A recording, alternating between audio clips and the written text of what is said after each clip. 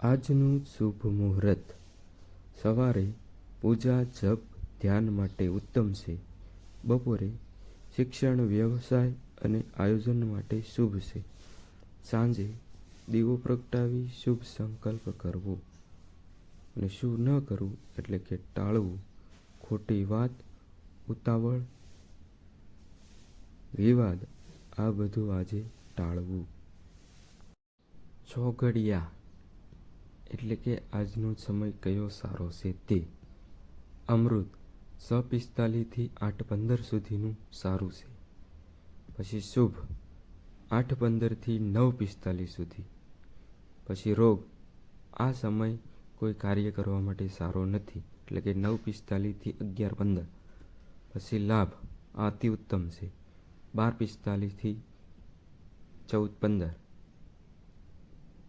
એટલે કે 2:15. આ કાળ આ પણ સમય સારો નથી 2:15 થી 3:45.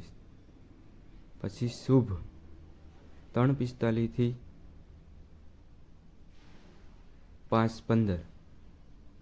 પછી અમૃત 18:45 થી 20:15 આ સારું.